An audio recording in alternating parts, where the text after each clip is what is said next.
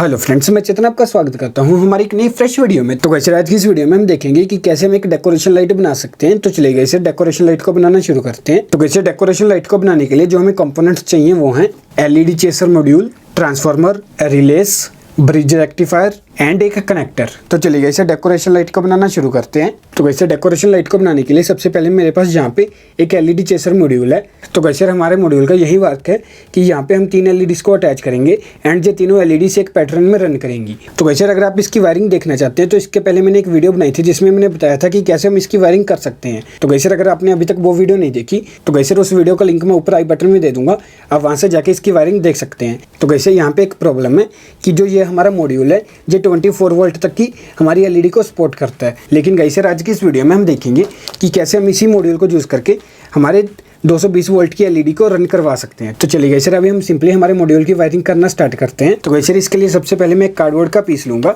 And guys इस cardboard के ऊपर मैं यहाँ पे हमारा 12012 का ट्रांसफार्मर अटैच करूंगा। तो गाइस अभी यहाँ पे मैंने जो ट्रांसफार्मर अटैच किया है जो 12012 का ट्रांसफार्मर है, लेकिन गाइस यहाँ पे हमें सिर्फ 12 वोल्ट चाहिए। इसके लिए मैं यहाँ पे एक वायर को ऐसे ही छोड़ दूंगा एंड गाइस अभी मैं यहाँ पे एक ब्रिज रेक्टिफायर अटैच करूंगा। सो फ्रेंड्स अभी मैं यहाँ पे 2 वायर्स लूंगा, एक रेड एंड एक ब्लैक, एंड इसको हमारे ब्रिज रेक्टिफायर में अटैच करूंगा। एंड गाइस यहाँ पे हमारी वायर को अटैच करने के बाद अभी मैं इसके ऊपर अच्छी तरह से सोल्डरिंग कर दूंगा। तो चलिए फ्रेंड्स अभी मैं जल्दी से हमारे एलईडी चेसर में पावर के कनेक्शन करूंगा।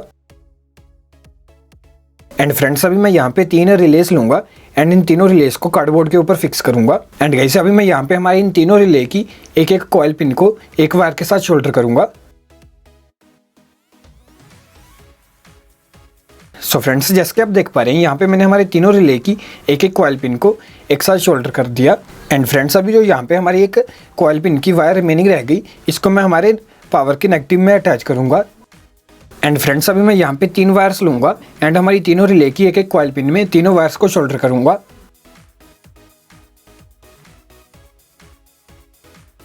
एंड फ्रेंड्स अभी जो यहाँ पे हमारे एलईडी चेसर में जो हमारी तीनों आउटपुट चैनल है, यानी कि जो हमारे तीनों ट्रांजिस्टर की एमीटर पिन है, इसमें मैं हमारे तीनों वायर्स को अटैच करूंगा। जैसे फर्स्ट रिले को फर्स्ट ट्रांजिस्टर में, सेकंड रिले को सेकंड ट्रांजिस्टर में एंड सेम बाइज थर्ड रिले को थर्ड ट्रांजिस्टर में।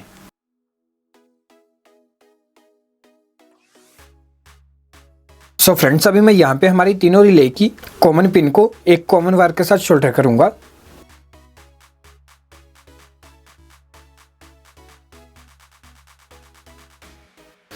सो फ्रेंड्स जैसे कि आप देख पा रहे हैं यहाँ पे मैंने हमारी एक वायर में 3 लूप बना के हमारे तीनों रिले की कॉमन पिन को एक साथ शोल्डर कर दिया। एंड फ्रेंड्स अभी यहाँ पे हमारी एक वायर रिमेनिंग रह गई, इसको मैं सिंपली हमारे ट्रांसफार्मर के मेंस में अटैच करूंगा। एंड फ्रेंड्स अभी मैं यहाँ पे 3 वायर्स लूंगा एंड हमारे तीनों रिले की नॉर्मल ओपन पिन में इन तीनों वायर्स को शोल्डर करूंगा।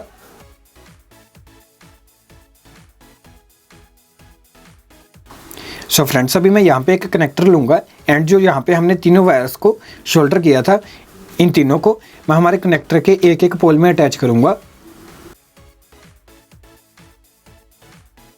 एंड फ्रेंड्स अभी मैं यहाँ पे एक वायर का पीस लूंगा एंड फ्रेंड्स इसको मैं हमारे कनेक्टर के 4th पोल में अटैच करूंगा।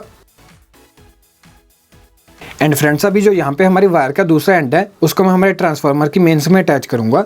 सो फ्रेंड्स अभी यहाँ पे हमारी वायरिंग कंप्लीट हो चुकी है। चलिए फ्रेंड्स अभी मैं लास्ट में यहाँ पे एक पावर केबल अटैच करूंगा एंड अभी मैं ज्वाइंट के ऊपर टेप अप्लाई करूंगा।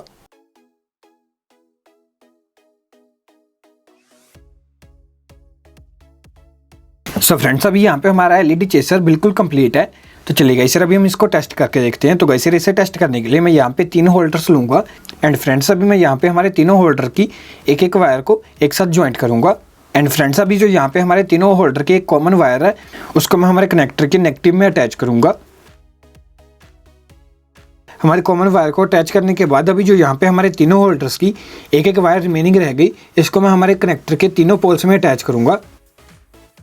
सो फ्रेंड्स अभी यहाँ पे हमारे कनेक्शन कंप्लीट हो चुके हैं। तो चलिए फ्रेंड्स अभी हम इसको टेस्ट करके देखते हैं।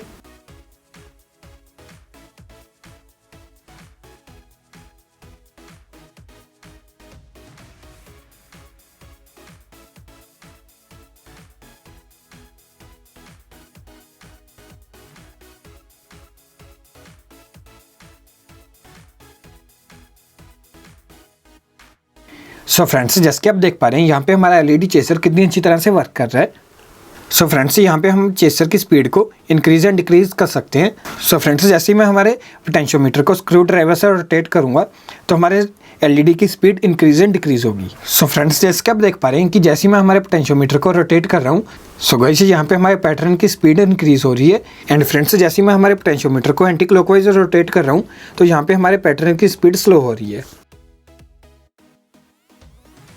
सो फ्रेंड्स यहाँ पे मैंने हमारे एलईडी चेसर को और भी अच्छी लुक देने के लिए इसको एक बॉक्स के अंदर असेंबल कर लिया है। एंड गाइस उसके बाद मैंने फ्रंट में एक 100K का पोटेंशियोमीटर अटैच कर दिया। सो फ्रेंड्स यहाँ पे जो हमारे एलईडी चेसर के ऊपर पहले से पोटेंशियोमीटर गिवन था, मैंने उसी के ऊपर हमारे इस पोटेंशियोमीटर की वायर्स को शोल्डर कर दिया। सो फ्रेंड्स अभी अगर हमें चेसर की स्पीड को इंक्रीज एंड डिक्रीज करना होगा तो हम सीधा एक्सटर्नल पोटेंशियोमीटर से उसकी स्पीड को इंक्रीज एंड डिक्रीज कर पाएंगे। सो चलिए फ्रेंड्स अभी हम इसको एक बार दोबारा से टेस्ट करके देखते हैं। सो फ्रेंड्स अभी इसको टेस्ट करने के लिए मैं यहाँ पे 3 मिर्ची लाइट लूंगा। एंड फ्रेंड्स जैसे हमने होल्डर के कनेक्शन किए थे बिल्कुल सेम वैसे ही मैं हमारी मिर्ची लाइट के कनेक्शन करूंगा। सो जैसे कि आप देख पा रहे हैं अभी जैसे ही मैं हमारा एक्सटर्नल पोटेंशियोमीटर को रोटेट कर रहा हूँ, सो यहाँ से हमारी मिर्ची लाइट की स्पीड इंक्रीज एंड डिक्रीज हो रही है। सो फ्रेंड्स आई होप आपको जो वीडियो अच्छी लगी होगी। अगर आपको वीडियो अच्छी लगी हो तो वीडियो को लाइक कीजिए, चैनल को सब्सक्राइब कीजिए एंड अगर कोई क्वेरी है तो नीचे कमेंट कीजिए।